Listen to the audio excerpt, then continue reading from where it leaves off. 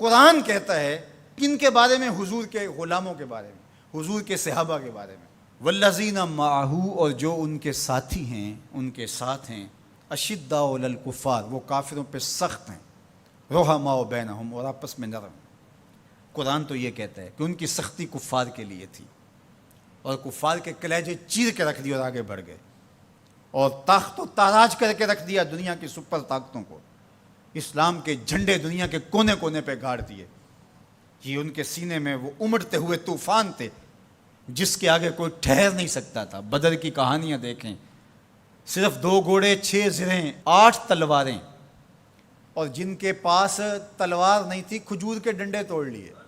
یہ اللہ کے مجاہد تھے، چلے تھے جنگ کرنے کو۔ کیا جذبوں کی فراوانی تھی، کیا دل آویز کہانیاں ہیں ان کی عزتوں کی، کیسے کھڑے ہوئے اور کس شان سے کھڑے ہوئے۔ تو قرآن تو یہ بتاتا ہے، سید کی کتب تو یہ بتاتی ہیں، رسول اللہ کے فرمان تو یہ بتاتے ہیں کہ کفار کو انہوں نے چیر کے رکھ دیا اور آگے بڑھے، اور کفار کے لیے سخت تھے لیکن آپس میں نرم تھے۔ اب عبداللہ ابن سبا کے متبعین کی گھڑی ہوئی لولی لنگڑی روایات یہ بتاتی ہیں کہ یہ آپس میں لڑ رہے تھے۔ تو مجھے بتائیں، ہمارے نظریے کے لیے جو دلیل چاہیے وہ قرآن اور حدیث سے لیں گے یا عبداللہ ابن سبا کے متبعین کی گھڑی ہوئی روایات سے لیں گے؟ تو قرآن تو یہ بتاتا ہے رحماء بینہم، یہ آپس میں نرم دل تھے۔ باقی ایک باشعور معاشرے کے اندر اختلاف رائے ہو جانا وہ ایک الگ بات ہے، وہ میرا آپ سے ہو سکتا ہے، آپ کا میرے سے ہو سکتا ہے۔ آپ جتنی دور سے چل کے آئے ہیں، محبتوں کے ساتھ آئے ہیں، ایک محبت لے کر آئے ہیں، لیکن میری کسی بات سے آپ کو اختلاف ہو جائے تو اس کا یہ مطلب تو نہیں کہ میں آپ کو اپنے مخالفین کی فہرست میں شامل کر دوں۔ تو یہ تو کوئی بات نہیں ہے۔ اہل رائے کے درمیان رائے کا اختلاف، باشعور لوگوں کے درمیان کسی چیز کا اختلاف، یہ امر آخر ہے۔ اختلاف آخر اور چیز ہے، مخالفت اور چیز ہے، رائے کا اختلاف اور چیز ہے، حسد بغض کینہ اور چیز ہے۔ تو قرآن نے جو بتایا ہے رحماء بینہم، یہ آپس میں نرم دل تھے، آپس میں بھی ان کی محبت تھی، اور اہل بیت کے ساتھ ان کا جو ربط و رشتہ تھا وہ عقیدت کا تھا، گہرا تھا، مضبوط تھا۔ یہ آپس میں ہر وقت جو تاریخی کہانیاں بتاتی ہیں کہ دست و گریبان رہتے تھے، ایسا قطعاً نہیں ہے، بلکہ ان کی پیار کی کہانیاں ہیں۔ مسجد سے باہر نکلتے ہیں جناب ابو بکر رضی اللہ تعالیٰ عنہ اور مولا کائنات سیدنا علی المرتضیٰ رضی اللہ تعالیٰ عنہ، آگے امام حسن کھیل رہے ہیں، بچے تھے، تو حضرت ابو بکر اٹھا کے کندھوں پہ بٹھا لیتے ہیں، اللہ اکبر، کندھوں پہ بٹھا لیتے ہیں، اور حضرت علی سے مخاطب وہ کہتے ہیں یہ تیرے جیسا تو نہیں، یہ تو حضور جیسا ہے، اس کی شکل تو حضور سے ملتی ہے۔ تو مولا علی آگے سے مسکرا رہے ہیں، کہتے ہیں یہ شبیہ رسول ہے، علی یہ تیری شبیہ نہیں، یہ رسول اللہ کی شبیہ ہے۔ تو یہ محبت کی کہانیاں نہیں تو اور کیا ہیں؟ یہ الفت کا جہاں آباد نہیں ہے تو اور کیا ہے؟ ان کے دلوں کے اندر جو ایک دوسرے کے لیے محبتیں۔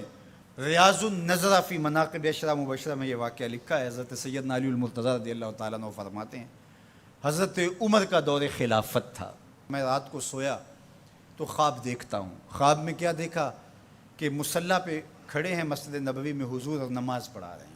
تو کہتے ہیں حضور نے 2 مخصوص صورتیں پڑھی، پھر حضور نے سلام پھیرا، تو سلام جب حضور پھیرتے تھے تو بہت جلد رخ پلٹ کے صحابہ کی طرف کر لیتے تھے۔ حضور جانتے تھے صحابہ میری زیارت کے لیے ترس گئے ہوں گے، چونکہ اتنے لمحے بھی کب گزرتے تھے۔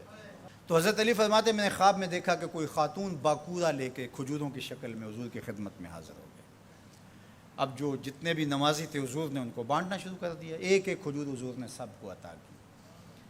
تو کہتے ہیں کہ حضور نے مجھے بھی ایک کھجور عطا کی، جب میں نے اس کو کھایا تو اتنی لذیذ تھی کہ زندگی میں اتنا مزہ کبھی کھجور کا آیا نہیں تھا۔ حضور نے مجھے ایک دی، باقیوں کو بھی ایک ایک عطا کی۔ میرے دل میں تھا کہ حضور سے عرض کروں حضور مجھے ایک اور عطا کر دے، لیکن ادب حیا مانے رہا، میں آرزو رکھنے کے باوجود دوسری کھجور مانگ نہیں سکا۔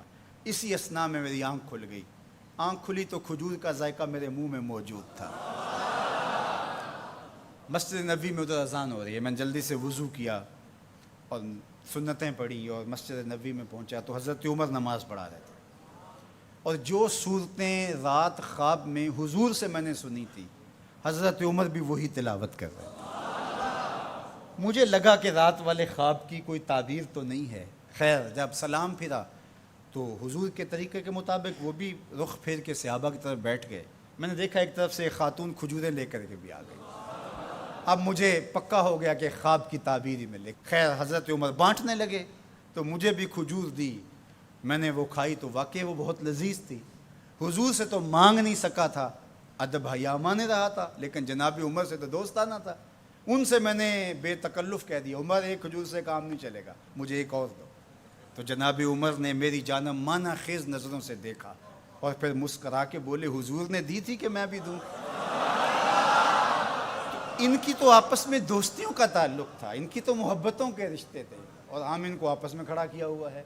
تو قرآن کہتا ہے روحا ماؤ بینہم. آپ کے عقیدے کی بنیاد کیا ہونی چاہیے صحابہ اور اہل بیت کے بارے میں؟ قرآن کس نص سے؟ روحا ماؤ بینہم. روایت کوئی کتنی بھی بڑی کتاب میں کیوں نہ لکھی ہو, اس میں سکم ہو سکتا ہے, راوی جھوٹ بول سکتا ہے, لیکن قرآن کی تو قطعی بات ہے نا. اس لیے قرآن کہتا ہے روحا ماؤ بینہم. یہ تو آپس میں پیار کرنے والے تھے, یہ تو آپس میں محبت کرنے والے تھے, ان کا تو الفتوں کا رشتہ تھا. ایک دوسرے کے وزیر اور مشیر رہے ہیں, ایک دوسرے کے کاموں میں ان کی معاونت کرتے رہے ہیں. یہ تو محبت کے ربط اور رشتے رکھتے تھے, اور ایک دوسرے سے پیار کا رشتہ بڑا گوڑا تھا. اللہ ہمیں صحابہ اور اہل بیت کی چوکھٹ کا غلام رکھے.